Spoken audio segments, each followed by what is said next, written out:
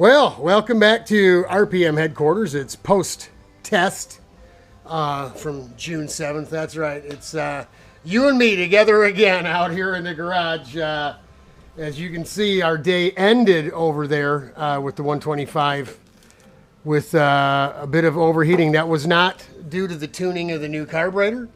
I forgot to turn the water pump on or inadvertently switched it off with my knee. I stalled the cart to going out for the last run to fine-tune the carburetor after we had run it a couple times trying to tune it out with the stock setting. Took the carburetor apart, raised the pop off quite a bit. It was actually lower than the standard that Tillotson told me it should have been delivered at.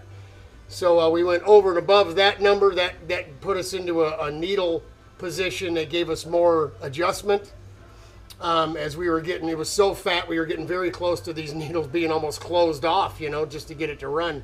And then of course it wasn't running properly. Made that pop off change, went out, made a run, and adjusted bolt needles in and out so many times we kind of got lost, but we knew it was getting better.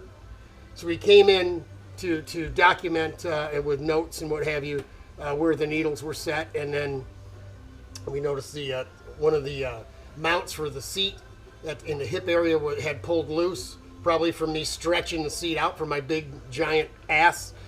And we just ended up put a bolt through it.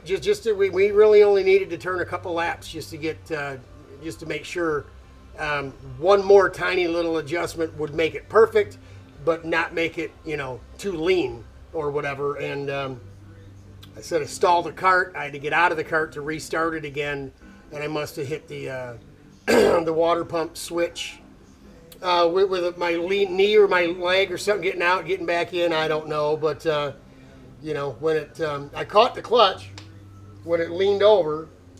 What we did notice is I had made a change to the needles, and it had fixed it, and we were about to run through turn 9, the tight right-hander at the bottom of the hill before coming back up onto the straightaway, and that was the turn that was giving us the most trouble, that turn and the first turn with the carburetor.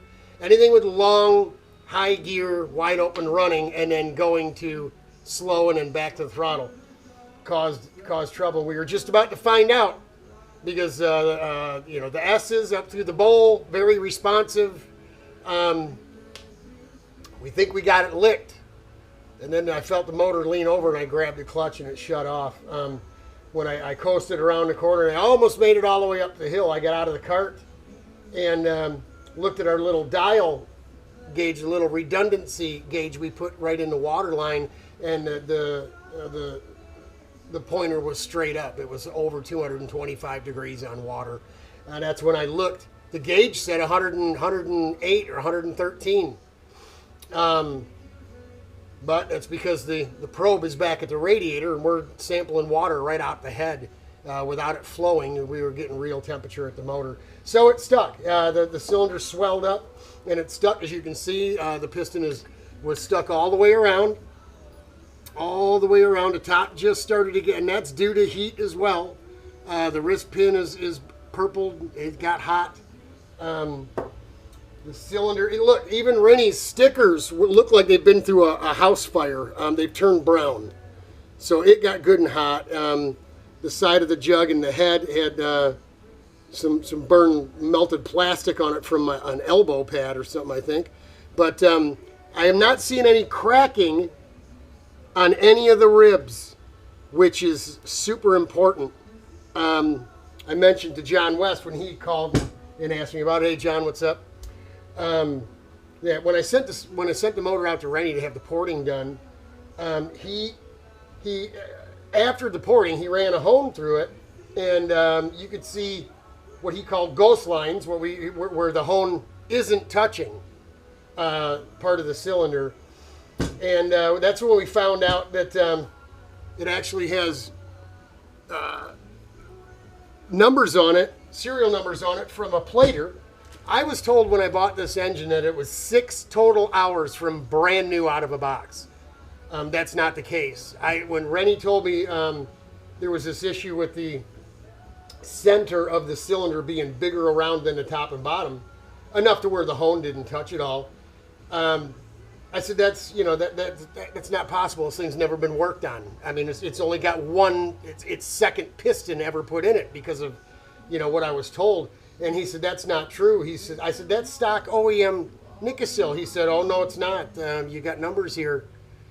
So buyer beware, right? I mean, all you can do is trust what the person that's selling you a motor or whatever the parts and pieces are, that they're telling you the truth as best to their knowledge. And I don't know.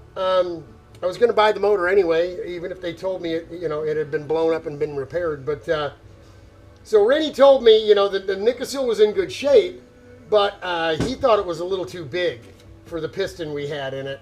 And we were going to Daytona. We know that we like everything loose and big for Daytona. Daytona doesn't like tight. Because you're on that oval, spinning revs for so long, you want everything free. If you take something down there that's been run a whole bunch, I mean, when I ran really good laps down there, 203s, which is for a little 30 millimeter carb on a bone stock old RVS, that's flying, that's moving. I actually hurt a brand new piston in practice, had my return line turned on for the fuel system, and it needed to be shut off for Daytona. You need all the fuel to go to your carburetor. And I got just this tiny little scuffing on the back of a brand new piston. One run, I was just breaking the piston in. And instead of cleaning it up and going with it again, I put a piston in it I had just taken out before we got to Daytona, the rebuild. And that piston had 3 hours on it. And we raced that piston in unlimited. It ran one practice round and a full 30-minute race on a 3-hour-old piston, and that thing was humming. It was flying. You seen the video, the helmet cam video. To run 203s in an old boat anchor like that, you know, with an old piston. So that's you know, we weren't afraid of having it a little extra clearance for Daytona because we knew that's kind of from history what we wanted anyway. So I was a little heartbroken, you know.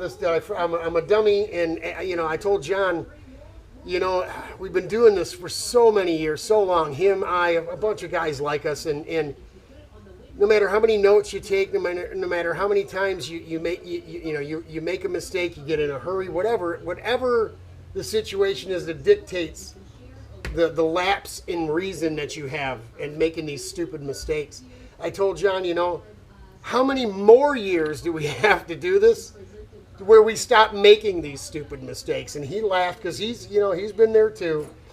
I'm over it, man. When we got this thing apart and I looked at it, when I saw that none of the ribs were cracked, I'm like, wow, hey, that's a bonus, because I'm of the school of thought that once those ribs get cracked, you can weld it, but the cylinder's never going to be the same. It's just like a motorcycle when you lay it down. After you lay it down, it's never going to ride and drive the same. I don't care. It's just not the same. It just, something happens to them that they're just not the same again. So what we did is we went over to Rich's and got the muriatic acid. Cart's out of the trailer. Got it all offloaded yesterday. Got the cylinder off and everything. Took the carburetor off and popped all the fuel out of it at the track.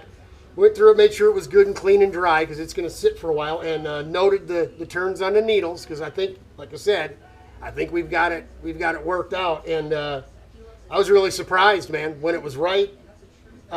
There's no loss of bottom end with that giant carburetor, and our speed. The couple times I got up onto the straightaway flat shifting gears and it was clean on top end.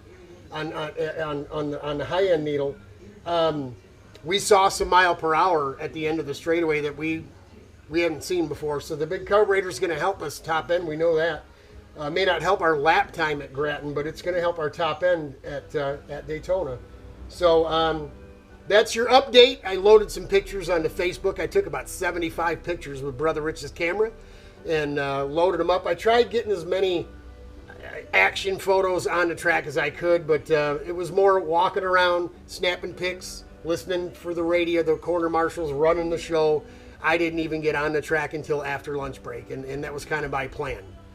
But we ended up with a beautiful day. We didn't get the thunderstorms that they said overnight. We got a little light rain about twice, once at about 2:30 in the morning and once about 4:30 in the morning. And I know that because I didn't get any sleep.